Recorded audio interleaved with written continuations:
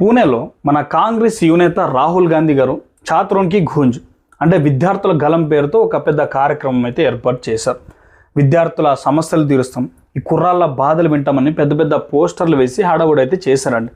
కానీ తీరా చూస్తే ఆ సభ ప్రారంభం కాకముందే అక్కడ పెద్ద రచ్చ రంబోల అనేది బయటపడింది. అసలు నిజానికి రాహుల్ గాంధీ గారి ప్రసంగాలు వినడానికి కానీ ఆయన సభలకి హాజరు కావడానికి కానీ స్వచ్ఛందంగా జనం రావట్లేదని ఈ కాంగ్రెస్ నిర్వాహకులకి చాలా కాలం కిందటే అర్థమైపోయింది. అందుకే ఈసారి ఒక వింత ఆలోచన అనేది చేశారు. మనకి ఈ థియేటర్లో అట్టర్ ఫ్లాప్ అయిన సినిమాకి జనాన్ని తోలుకురావడానికి ఈ ఫ్రీగా టికెట్లు కూల్ డ్రింక్లు ఇచ్చినట్టు ఇక్కడ కూడా ఒక కొత్త ప్లాన్ వేశారనమాట. సో సోషల్ మీడియాలో బాగా ఫాలోయింగ్ ఉన్న యూట్యూబర్లు, తర్వాత ఇన్స్టాగ్రామ్ ఇన్ఫ్లుయెన్సర్లను డబ్బులు ఇచ్చి కొనుక్కోవాలని అయితే చూశారండి. ఊరికే రమ్మంటే ఏ ఇన్ఫ్లుయెన్సర్ కూడా రాడు కదా అని చెప్పి వాళ్ళకి ఫస్ట్ క్లాస్ ఫ్లైట్ టికెట్లు బుక్ చేస్తామని చెప్తున్నారు. తర్వాత పూణేలో ఉన్న పెద్ద పెద్ద 5 స్టార్ ఏసీ హోటల్లో ఈ రూమ్లు ఇస్తామని కూడా చెప్పారండి. సో తినడానికి రాయల్ కార్లు, తినడానికి నచ్చిన మేలైన తిండి పెడతామని కూడా చెప్పారు. ఇవన్నీ కాకుండా కేవలం ఆ సభలో వచ్చి కూర్చొని రాహుల్ గాంధీ గారు గొప్పగా మాట్లాడారని ఈ సోషల్ మీడియాలో ఒక 4-5 మంచి పోస్టులు పెడితే చాలండి, ఒక్కొక్కరికి 65,000 ఇస్తామని మొదట్లో బేరం కూడా ఆడారంట. ఇది ఎలా ఉందంటే పెళ్లికి వచ్చిన వాళ్ళు రిటర్న్ గిఫ్ట్లుగా ఇచ్చినట్టు కాంగ్రెస్ వాళ్ళు ఇక్కడ ఒక్కో ఇన్ఫ్లుయెన్సర్కి వేలకు వేలు ఈ ప్యాకేజీలు అయితే ప్రకటించారు. కానీ ఇక్కడే అసలైన ట్విస్ట్ అనేది ఎదురైంది. రూపాయికి ఆశపడే రోజులు పోయే కదా సార్. ఆ ఇన్ఫ్లుయెన్సర్లు ఏమంటున్నారంటే, అయ్యా కాంగ్రెస్ నేతలారా, మీ 65,000 రూపాయలు మాకైతే వద్దు, మీ ఏసీ హోటల్లో తిండి మాకొద్దు, మేము వెళ్ళి మీ రాహుల్ గాంధీ గారిని ప్రమోట్ చేస్తూ మా ఛానల్లో మా పేజీల్లో వీడియోలు పెట్టామో లేదో రేపు పొద్దున మా సబ్స్క్రైబర్లు ఈ ఫాలోవర్లు మమ్మల్ని ఉతికి ఆరేస్తారు, మాకున్న పరవంతా ఊడిపోతుంది, డబ్బుల కంటే మా ఇమేజ్ ముఖ్యమని చెప్పి చాలామంది అక్కడి నుంచి అయితే పారిపోయారండి. దాంతో నిర్వాహకులు కంగారు పడిపోయి బేరాన్ని 65,000 నుంచి 25,000 అయితే తగ్గించేశారు. అయినా కూడా సగానికి పైగా జనం మొహం అయితే చాటేశారండి. ఎంత డబ్బు గుమ్మరించినా, ఎంతమందికి రాయల్ సదుపాయాలు కల్పించినా ఆ పూణే సభ మొత్తం ఒక పెద్ద అట్టర్ ఫ్లాప్ షోగా అయితే మిగిలిపోయింది. జనం లేక థియేటర్లు ఖాళీగా ఉన్నట్టు కాంగ్రెస్ వాళ్ళు పెట్టిన సభ వెలవెలా పోయిందనమాట.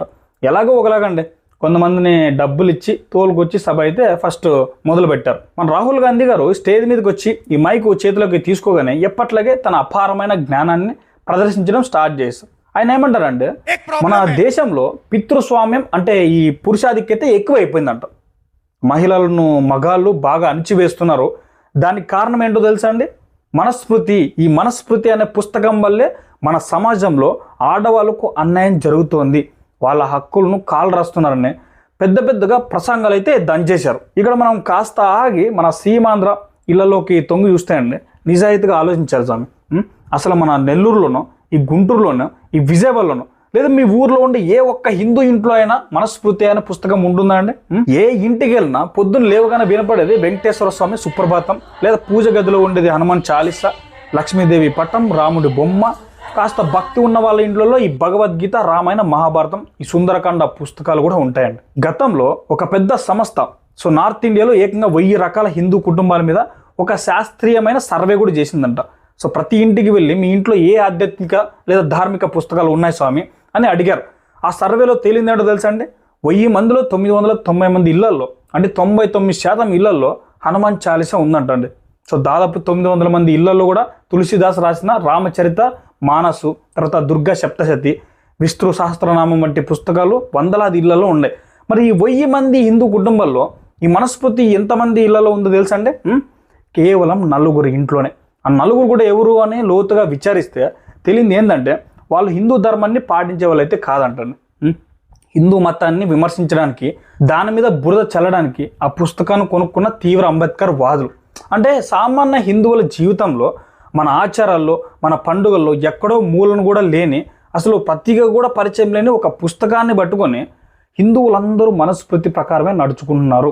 దేశంలో ఉన్న పురుషాధిక్యతకి అదే కారణమని రాహుల్ గాంధీ గారు మాట్లాడడం ఎంత హాస్యాస్పదంగా ఉందో ఆలోచించండి. అసలు చరిత్ర చూస్తే మన దేశాన్ని బ్రిటిష్ వాళ్ళు పాలించేటప్పుడు అండి, వాళ్ళ క్రిస్టియానిటీలో బైబిల్ ఉన్నట్టు హిందువులందరికీ చట్టాలు చేయడానికి ఒకే ఒక పుస్తకం కావాలని వెతికారు. అప్పట్లో విలియం జోన్స్ అనే ఒక ఆంగ్లేయుడు ఎవరో రాసిన ఈ మనస్ఫూర్తి ప్రతిని పట్టుకొని దాన్ని ఇంగ్లీష్లోకి అనువదించి హిందువులందరికీ ఇదే ప్రమాణ గ్రంథం అని ప్రచారం అయితే చేశాడు. ఆ రోజుల్లో బ్రిటిష్ వాళ్ళు వేసిన విత్తనాన్ని పట్టుకొని ఈ రోజుల్లో రాహుల్ గాంధీ గారు ఇంకా దాన్నే పట్టుకొని వేలాడుతున్నారు. సరే, రాహుల్ గాంధీ గారికి నిజంగానే ఈ సమాజంలో పురుషాధిక్యత నశించాలి, మహిళలకు పూర్తి స్వేచ్ఛ రావాలని ఆరాటం ఉంటే, సో ఆయన్ని అన్ని మతాల్లో ఉండే విషయాల గురించి కూడా మాట్లాడమనాలి కదండి. కేవలం హిందూ ధర్మాన్ని వాడుకలో లేని మనస్ఫృతిని విమర్శించడమే ఆయన పని అండి. మరి మిగతా మత గ్రంథాల్లో ఆడవాళ్ళ గురించి ఎలాంటి చట్టాలు ఈ నియమాలు ఉన్నాయో రాహుల్ గాంధీ గారికి తెలియవా? లేక తెలిసి కావాలనే నోరు మెదపరా? ఉదాహరణగా అండి, కొన్ని మత గ్రంథాల్లో ఆడవాళ్ళు తెలివితేటలు మగాడి కంటే సగమే ఉంటాయని రాసి ఉంది కదా. కోర్టులో ఏదైనా ఈ కేసులో సాక్ష్యం చెప్పాల్సి వస్తే ఒక మగాడి సాక్ష్యంతో ఇద్దరు ఆడవాళ్ళు సాక్ష్యం సమానమని స్పష్టంగా ఉంది, అంతే కదండి. సో ఖురాన్లో సుర్ అల్ బఖరా 2.223లో ఏం రాసి ఉందో తెలుసా అండి? స్త్రీలు మీ పొలాలు లాంటి వారు కాబట్టి మీ పొలాల్లోకి మీరు ఏ సమయంలోనైనా ఎలాగైనా వెళ్ళొచ్చు అని రాసి ఉందండి. అంటే స్త్రీని ఒక మనిషిగా కాకుండా ఒక ఆస్తిగా పొలంగా వర్ణించారు. అలాగే సుర్ అల్ నిసా 4.3లో ఒక మగాడు ఏకంగా 4 భార్యలను పెళ్లి చేసుకోవడానికి అనుమతి ఉందండి. ఒకే సమయంలో 4 భార్యలతో సంసారం కూడా చేయొచ్చంట. ఇంకా దారుణం ఏంటంటే అదే సుర్ అల్ నిసా 4.34లో భార్య మాట వినకపోతే లేదా ఎదురు తిరిగితే ఆమెను కొట్టచ్చంట, దండించవచ్చని కూడా రాసిందండి. మరి ఈ రోజుల్లో ఒక ఆధునిక ప్రజాస్వామ్య సమాజంలో జీవిస్తున్నప్పుడు అండి భార్యను కొట్టవచ్చని చెప్పడం కానీ, నలుగురిని పెళ్లి చేసుకోవచ్చని అనడం, ఆడదానికి తెలివి సగం ఉంది అనడం, ఇవన్నీ పురుషాధిక్యత కాదా స్వామి? ఇవన్నీ మహిళల హక్కులను కాలరాయడం కాదా? వీటన్నిటి గురించి రాహుల్ గాంధీ గారు ఆ పూర్ణ వేదిక మీద ఒక్క మాటైనా మాట్లాడారా? లేదే. ఆయన నోట్లో నుంచి ఒక్క ముక్క కూడా బయటకు రాదు. ఎందుకంటే అక్కడ మాట్లాడితే తన ప్రధాన ఓట్ బ్యాంకు ఎక్కడికి పోతుందనే ఒక భయం అన్నమాట. అంతెందుకండి, ఈ రోజుల్లో మన దేశంలో ప్రతి పౌరుడికి ఒకే చట్టం ఉండాలి, చట్టం ముందు అందరూ సమానమే అని చెప్పే ఈ యూనిఫామ్ సివిల్ కోడ్ యూసీసీని ప్రభుత్వం తీసుకురావాలని చూస్తుండే ఈ కాంగ్రెస్ నాయకులు రాహుల్ గాంధీ గారు అందరికంటే ముందు వరుసలో నిలబడి గగ్గోలు పెడుతున్నారు కదా. అసలు యూసీసీ చట్టం వస్తే ఏమవుతుంది? మగాళ్ళు 4 భార్యలు పెళ్లి చేసుకునే అరచక ఈ ఆచారం అనేది బంద్ అవుతుంది. ప్రతి మహిళకు ఆస్తిలో సమాన హక్కు వస్తుంది. విడాకుల విషయంలో, వివాహం విషయంలో మహిళలకు పూర్తి రక్షణ కూడా లభిస్తుంది కదా. మరి మహిళల హక్కుల కోసం పోరాడుతున్నారని మైకుల్లో డబ్బా కొట్టుకునే రాహుల్ గాంధీ గారు అండి ఈ యూసీసీ చట్టాన్ని ఎందుకు వ్యతిరేకిస్తున్నట్టు? ఎందుకంటే ఆ 4 భార్యల ఆచారాన్ని కాపాడడానికే కదండి. ఈ పూణే సభలో ఇంకో విచిత్రమైన సీన్ కూడా జరిగిందండి. రాహుల్ గాంధీ ఈ వేదిక మీద నిలబడి మేము మహిళలకు పూర్తి స్వేచ్ఛ ఇస్తాం, వాళ్ళ మీద ఎలాంటి ఆంక్షలు ఉండకూడదని ఈ ఉపన్యాసాలు ఇస్తుంటే ఆయన పక్కనే అండి ఒక చిన్న అమ్మాయి నిలబడి ఉంది కదా. ఆ అమ్మాయి తల నుంచి కాళ్ళ కింద వరకు నల్లటి రంగురంగుల హిజాబ్ ధరించి ఉంది. ఆ అమ్మాయి మైక్ తీసుకొని మా ఇంట్లో మేము బయటకు వెళ్ళేటప్పుడు తప్పనిసరిగా ఈ స్కార్ఫ్ అంటే ఈ ముసుగు వేసుకోవాలని ఒత్తిడి తెస్తున్నారు, అది చాలా తప్పని చెప్తుంది కదా. ఆమె అలా పూర్తిగా ముసుగేసుకొని తన బాధని చెప్తుంటే పక్కనే ఉన్న రాహుల్ గాంధీ గారు ఏమి ఎరిగినట్టు, తనకేమీ సంబంధం లేదన్నట్టు ఈ చిరునవ్వులు చిందిస్తూ ఈ తల అయితే ఊపుతున్నారండి. అంత చిన్న వయసులోనే అమ్మాయిలకు ముసుగులు తొడిగి ఈ బయటకు పంపే ఆచారం రాహుల్ గాంధీ గారికి పురుషాధిక్యతలాగా కనిపించలేదా? ఆ అమ్మాయి పక్కన నిలబడి మొత్తుకుంటున్నా కూడా ఆయన దృష్టి దాని మీద పడలేదా? ఇక చివరగా ఒక నిలదీసే ప్రశ్న అండి. సమాజంలో పురుషాధిక్యత గురించి, మహిళల ప్రాధాన్యత గురించి ఇవ్వడం గురించి మాట్లాడే రాహుల్ గాంధీ గారిని జనం చూసి ఒకటే అడుగుతున్నారండి.